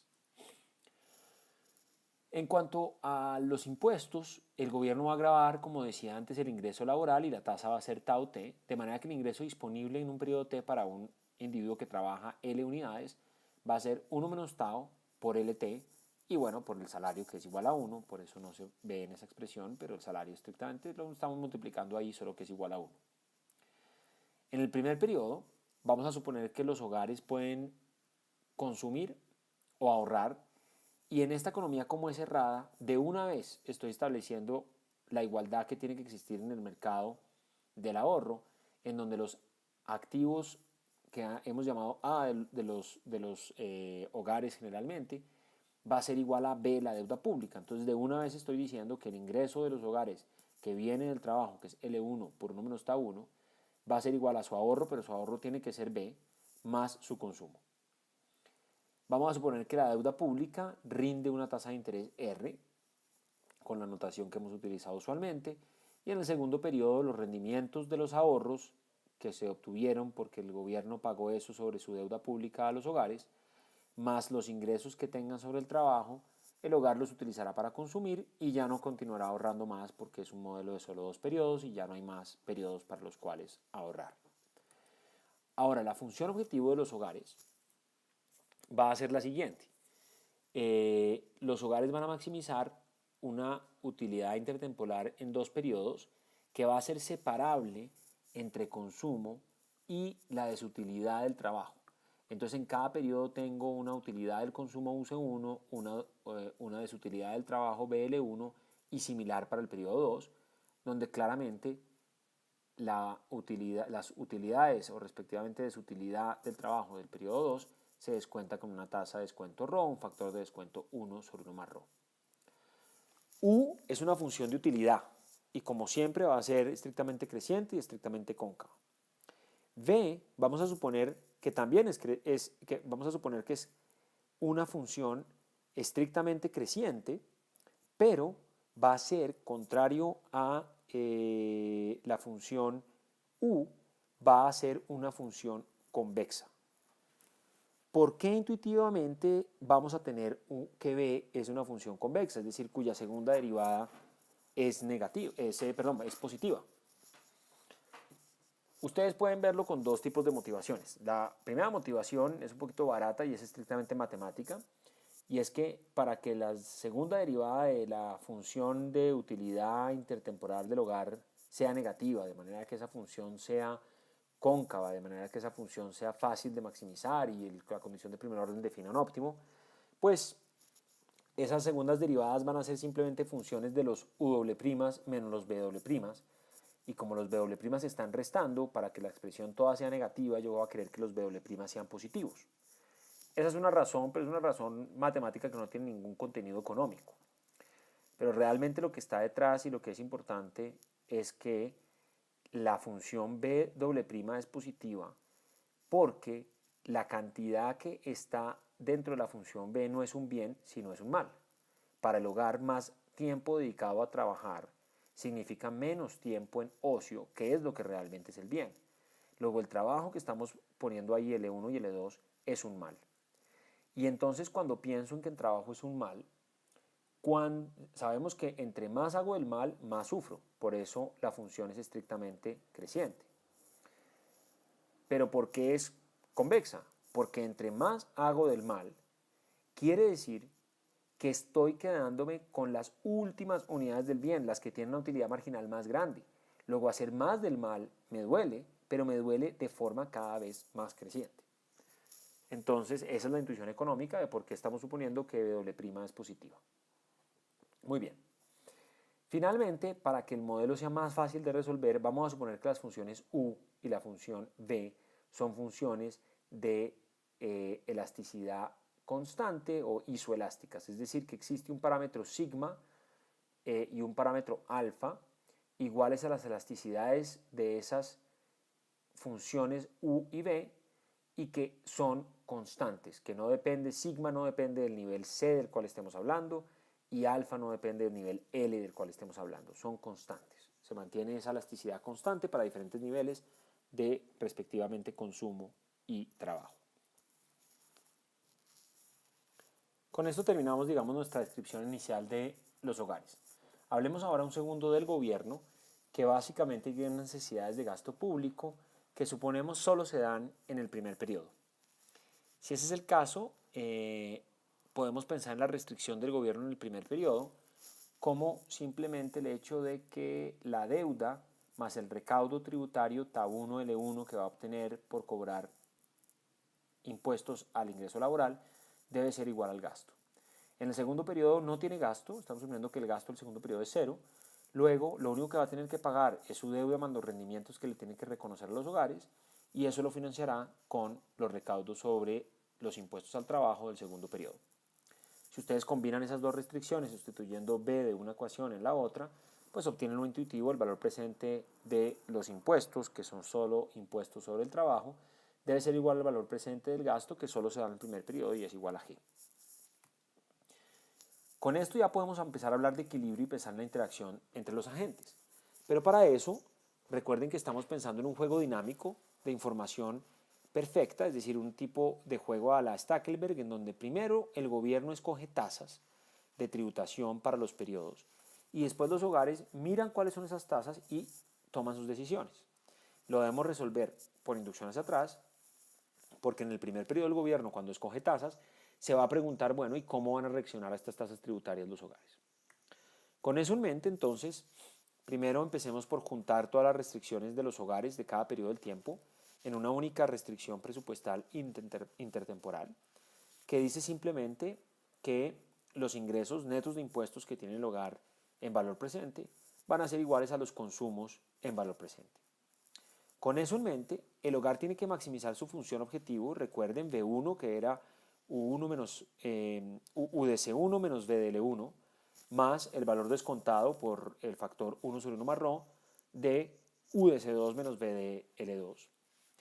Y entonces tiene que maximizar esa función en donde tiene que escoger consumo en 1, trabajo en 1, consumo en 2, trabajo en 2, sujeto a la restricción presupuestal intertemporal que acabamos de plantear. Si planteamos el lagrangiano y encontramos las condiciones de primer orden con respecto a las 4 variables de control, consumo en cada periodo, trabajo en cada periodo, tenemos de forma muy directa las 4 condiciones de primer orden que aparecen en la diapositiva. Esas 4 condiciones de primer orden que aparecen en la diapositiva vamos a poderlas combinar para llegar a algunas caracterizaciones del problema de los hogares. Entonces, para empezar, podemos combinar las condiciones del mismo periodo, o sea, la condición para C1 con la condición para L1 y la condición para C2 con la condición para L2, para encontrar lo que marca la decisión óptima intratemporal al interior de un mismo periodo del individuo entre qué tanto consume, qué tanto trabaja, o si lo quiero plantear en términos de los bienes, entre qué tanto consume y qué tanto decide disfrutar de ocio. Y lo útil de estas condiciones es que nos muestran directamente por qué o cómo los impuestos generan distorsiones. Fíjense que si ustedes plantean esta condición de primer orden, por ejemplo la del periodo 1, llevándose la utilidad marginal del consumo para el lado derecho de la ecuación, ustedes pueden pensar en lo siguiente. El hogar cuando trabaja un poquito más, una unidad adicional de trabajo, ¿cuánto le duele? Le duele B' de L1. En el óptimo ese dolor tiene que estar exactamente compensado por la ganancia marginal en felicidad que obtuvo, por el hecho de que al trabajar un poquito más, obtuvo un salario adicional de 1, pero de eso le quitaron tab 1, entonces obtuvo 1 menos tab 1 en recursos, y esos 1 menos tab 1 en recursos, ¿cuánto más feliz lo hicieron? Pues para saber eso tengo que multiplicar por la utilidad marginal del consumo, que es lo que él va a hacer con esos ingresos, consumirlos. Luego en el óptimo, intratemporalmente, mi decisión entre si trabajo un poco más o no, viene de balancear estas dos cosas y deben ser iguales si estoy en el punto óptimo. Entonces, ¿qué hacen los impuestos? Pues los impuestos reducen lo que yo obtengo cuando trabajo un poco más y entonces hacen que el beneficio marginal de ese trabajo adicional caiga y por lo tanto va a trabajar menos. Eso nos muestra cómo los impuestos generan unas distorsiones en las decisiones de los hogares. Ahora, eso nos dio las decisiones al interior de cada periodo. Ahora, para pensar en las decisiones entre periodos, podemos hacer lo que siempre hemos hecho. Puedo combinar la condición del periodo 1 para el consumo con la condición del periodo 2 para el consumo y con esas dos condiciones de primer orden llego a la ecuación de Euler que hemos explicado en la clase ya muchísimas veces a esta altura. Y con estas tres ecuaciones ya puedo deducir todo, porque ya sé cómo combino L versus C en cada periodo y ya sé cómo consumo C de hoy versus C de mañana, que obviamente también implica que sé, combinando con las otras expresiones, cómo escogería yo L hoy versus L de mañana, una especie de ecuación de Euler para el trabajo. Pero con estas tres es suficiente porque la ecuación de Euler para el trabajo vendría implicada por las tres anteriores. Entonces, lo que tenemos que pensar ahora es en el gobierno. Y para pensar en el gobierno, lo que tenemos en el primer periodo, cuando el gobierno establece las tasas, es que él anticipa que los hogares se van a comportar conforme estas ecuaciones de primer orden que describen su comportamiento. Entonces, en el problema de maximización del gobierno, lo que vamos a pensar es que el gobierno hace lo siguiente. El gobierno debe tener como restricciones presupuestales no solamente la suya propia, sino que tiene que tener también como restricciones adicionales el hecho de que sabe cómo van a reaccionar los hogares a las tasas tributarias que el gobierno elija. Adicionalmente, el gobierno no puede omitir y ser indiferente a el equilibrio de la economía, entonces también tiene que reconocer que después de que le ha fijado tasas, la economía debe estar en equilibrio y entonces tiene que incorporar las restricciones agregadas de la economía. Esas restricciones en esta economía, que son muy sencillas, ya supusimos el equilibrio en el mercado de ahorro porque supusimos que los activos del hogar de una son la deuda del gobierno. Nos faltan los equilibrios en el mercado del bien, el PIB del periodo 1, el PIB del periodo 2, pero una economía cerrada y sin capital, en el periodo 1 el PIB no es más que el consumo privado más el público C1 más G y el PIB no es más que el E1 que es igual a Y1, recuerden. Y en el segundo periodo ni siquiera tenemos G porque el gobierno no tiene un gasto en el segundo periodo, entonces el E2 es igual a C2. A esas ecuaciones también pudimos haber llegado simplemente combinando las restricciones del periodo 1 para gobierno y hogar y del periodo 2 para gobierno y hogar, y esas dos restricciones juntas implican esta restricción para la economía como un todo. Entonces con eso, ahora sí estamos en capacidad de plantear el problema del gobierno, que es el problema del gobierno el verdadero problema de tributación óptima que vamos a encontrar de aquí en adelante en el curso muchas veces, en donde el gobierno maximiza la utilidad de los hogares sujeto a tres tipos de restricciones.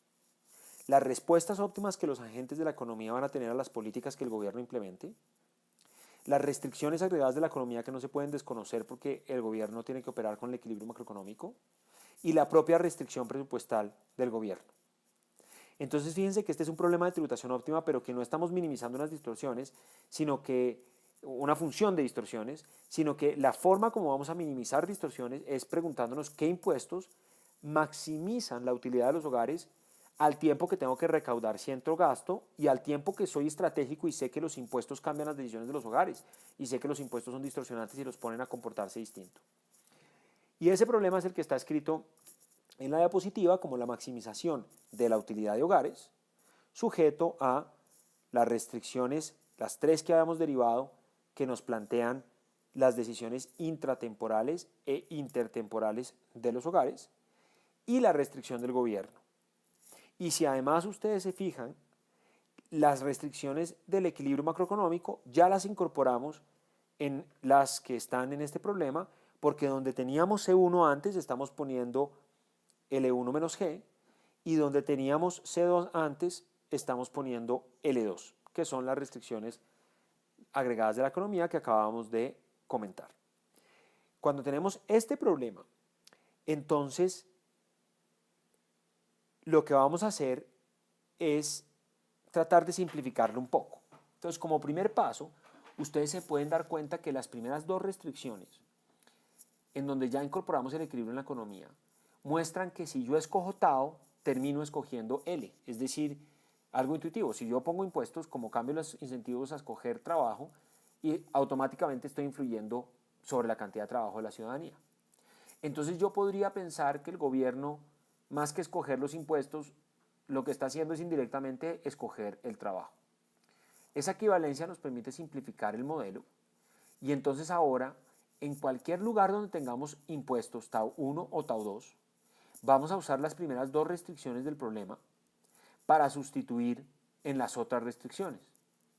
Y al hacer eso ya no tengo un problema donde se escoge Tau 1 o Tau 2, sino tengo un problema donde se escoge L1 y L2. Y entonces un problema que antes tenía 4 restricciones, ahora tiene únicamente 2 restricciones porque las primeras 2 las utilicé para simplemente sustituir Tau 1 y Tau 2 en las otras 2.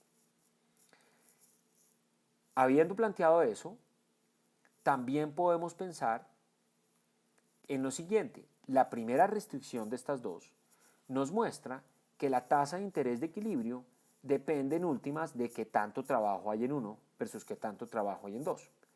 Y eso es apenas intuitivo, qué tanto trabajo hay en uno y qué tanto trabajo hay en dos va a determinar si el PIB es relativamente abundante en uno o es relativamente abundante en dos. Y por lo tanto va a determinar el precio relativo de los recursos entre periodos, que no es otra cosa que la tasa de interés. Entonces lo que estamos haciendo como último paso para seguir simplificando el modelo o el problema del gobierno es sustituir la tasa de interés que aparece en la primera ecuación en la expresión o en la tasa de interés que aparece en la segunda ecuación. Y ahora ya nos quedó un problema de escoger L1 y L2 sujeto a una sola restricción que ya incorpora todas las demás restricciones necesarias del problema. Haciendo eso, podemos derivar con respecto al E1, derivar con respecto al E2, igualar a 0 y con un poquito de álgebra utilizar nuestro supuesto de que tanto U como V son funciones isoelásticas. Acuérdense, una tenía una elasticidad sigma, la otra tenía una elasticidad alfa. Y cuando hacemos eso, tenemos las expresiones que están en la diapositiva. Son apenas unos pasos de álgebra y no es mala idea que ustedes lo hagan por su cuenta para descubrir cómo es que al derivar igualar a 0 y utilizar un poquito los supuestos sobre sigma y sobre alfa, puedo llegar a esta expresión. Pero lo que realmente es importante desde el punto de vista económico de estas dos expresiones es que la expresión para L1, que ahora la tengo escrita en términos de tau 1, y para L2, que ahora la tengo escrita en términos de tau 2, son idénticas. ¿Y eso qué implica? Pues que solo lo pueden satisfacer el mismo valor. Por lo tanto que tau 1 es igual a tau 2. Por lo tanto que lo que hemos encontrado es que podemos microfundamentar el principio de suavización tributaria, que las tasas deben ser constantes a lo largo del tiempo. Es decir, esta sección nos sirvió para ver que lo que habíamos planteado antes con una función en forma reducida de costos de la tributación se puede en efecto deducir de un problema de maximización de la utilidad de los hogares bien microfundamentado. Además, esta sección fue muy útil porque nos sirvió para introducir lo que entendemos por el problema de tributación óptima del gobierno, que lo vamos a encontrar más adelante a lo largo del curso varias veces, y que consiste en este tema de maximizar la utilidad de los hogares, pero sujeto tanto a las respuestas óptimas de los hogares como al equilibrio macroeconómico, como a las propias restricciones del gobierno. Muy bien, con esto damos por terminado las primeras 4 secciones de este capítulo y redondean un punto fundamental sobre la teoría de la asociación tributaria de la deuda pública. Ahora lo que viene es pensar en el problema de inconsistencia temporal que puede surgir en este contexto, que es un problema que va a volver a aparecer en el libro muchas veces, y para eso lo dejamos como tema para la próxima clase.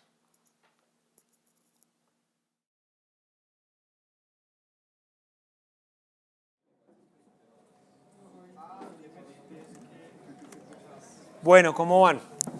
¿Bien? Entonces, para hablar de esto del repudio y la consistencia temporal, habíamos mostrado una teoría de asociación tributaria de la deuda pública que decía que tocaba emitir deuda en tiempos de recesión o de gasto excesivo por fuera de lo normal para reducir las distorsiones de los impuestos. Habíamos visto además que se podía fundamentar en un problema donde lo que hace el gobierno es maximizar la utilidad de los individuos, sujeto a una serie de restricciones que definimos que era el problema de tributación óptima que vamos a usar muchas veces en el curso, sujeto a su propia restricción, a las restricciones del equilibrio macroeconómico y a las restricciones de cómo se van a aportar los individuos, porque él anticipa cómo se van a aportar los individuos cuando decide cómo hacer para maximizar su utilidad. Pero, volviendo a ese modelo, nos vamos a dar cuenta que en ese contexto el gobierno puede tener incentivos a no pagar la deuda. Y una cosa interesante acá es que va a poder tener incentivos a no pagar la deuda, digamos, no por mala gente, ¿sí? Ni por castrochavista, ni por heterodoxo en sus políticas económicas, sino porque le importa la utilidad de los individuos. Y eso genera un problema de inconsistencia temporal en el siguiente sentido, y es, cuando emite el gobierno la deuda, ¿qué tiene? El incentivo a decir, yo voy a pagar la deuda. ¿Por qué? Porque si dice que va a pagar la deuda, entonces la gente va a estar dispuesta a comprársela a una buena tasa de interés. Entonces, anticipando lo que va a pasar en el futuro, el gobierno dice, no, yo sí voy a pagar, y eso es lo que quiere hacer honestamente. Pero después, cuando ya le han prestado, y el gobierno tiene que conseguir impuestos para poder pagar lo que le han prestado, tiene un incentivo a no pagar la deuda. Y como les digo, no por hacerle daño a los contribuyentes, sino por hacerle bien. ¿Por qué? Porque si va a pagar la deuda, ¿qué tiene que hacer para pagar la deuda? Cobrar impuestos. Y entonces uno podría decir, bueno, pues da lo mismo, pero si va a cobrar impuestos para devolverle la plata en deuda, pues no importa, todo quedamos en ceros, le da lo mismo cobrarlas y al final se las va a devolver, porque es para pagarle la deuda. Entonces es una transferencia. Pero no, es una transferencia en la cual la sociedad pierde. ¿Qué pierde? Se les ve afectadas sus decisiones, es decir, pierde las distorsiones de los impuestos. no es simplemente que yo le quito a usted una plata y se la devuelvo. Si fuera solo eso, quedamos en las mismas. Sino que en el proceso de yo quitar la plata, creo distorsiones. Entonces, el gobierno quiere ahorrarse esas distorsiones, se las quiere ahorrar a la sociedad. Entonces, quiere incumplir sus pagos. Pero, si eso lo anticipan los hogares, para empezar no le iban a prestar plata, porque sabían que para qué le va a prestar plata para que después no me la devuelva.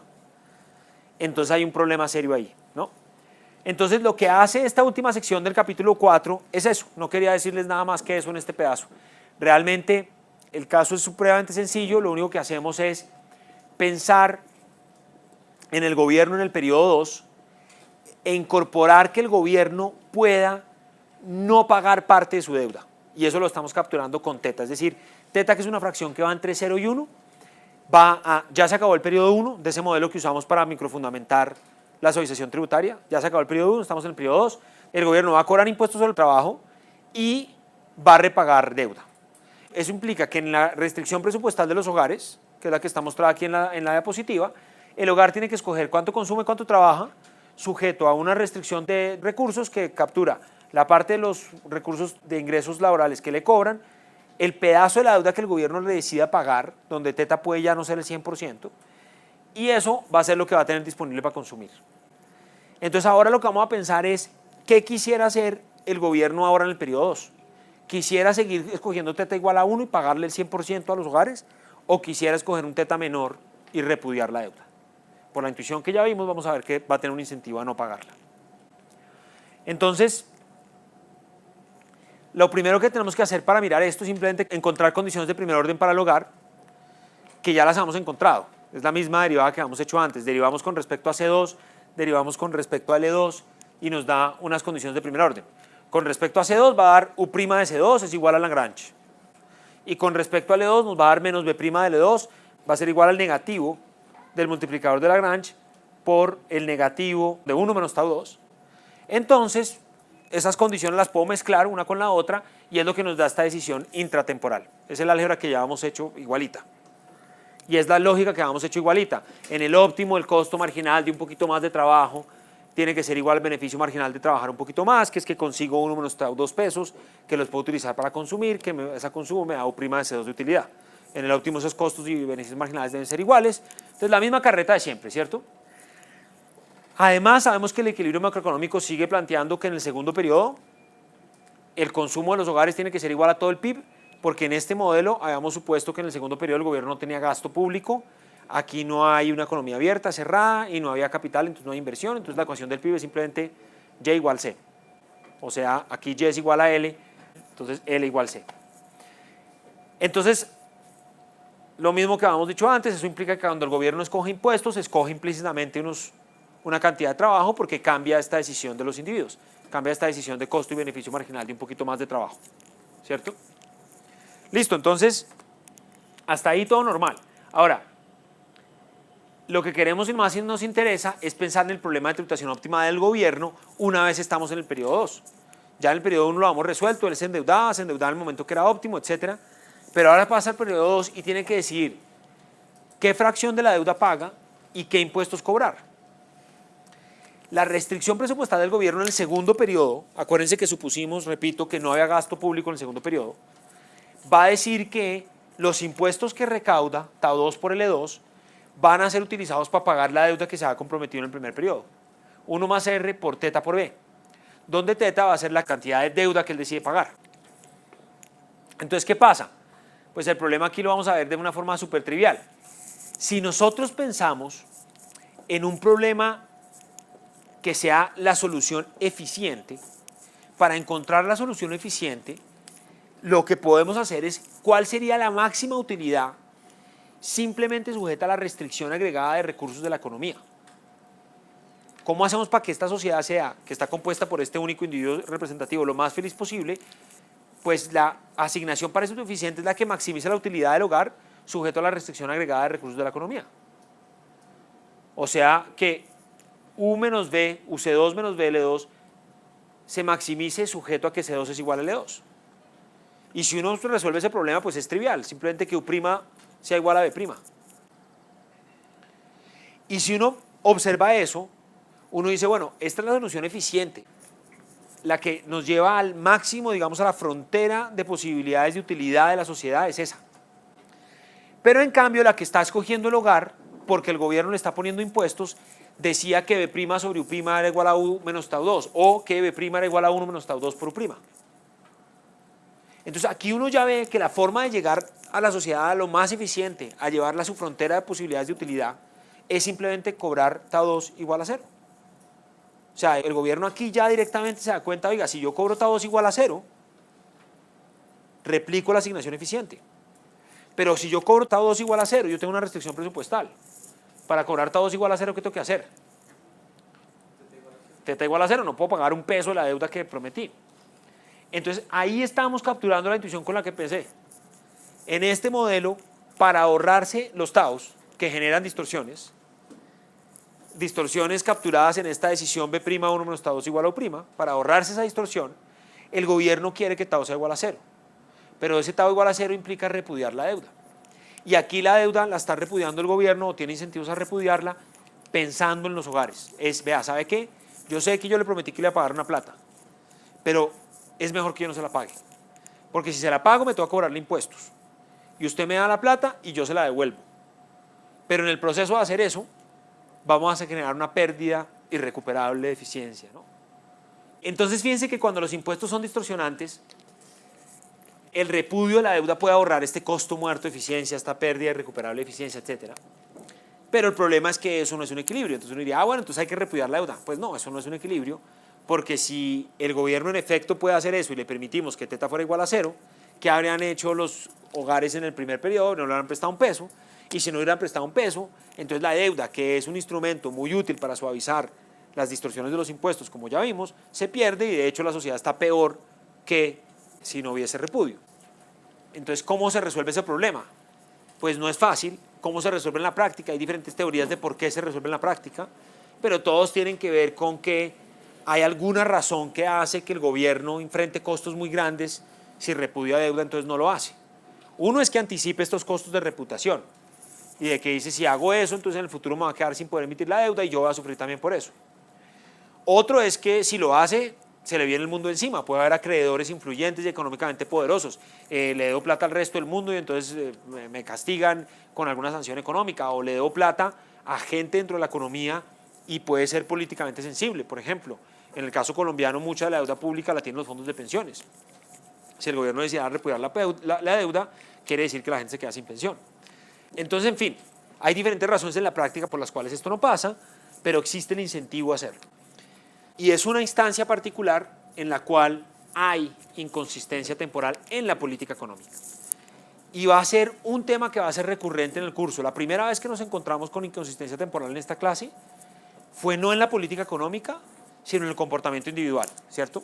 El caso de los individuos que tienen problemas de autocontrol, el ejemplo del despertador, los ejemplos de la gente que está tratando de dejar de fumar o que está tratando de empezar una dieta, cosas de ese estilo, nos hablaron de la inconsistencia temporal en el comportamiento individual.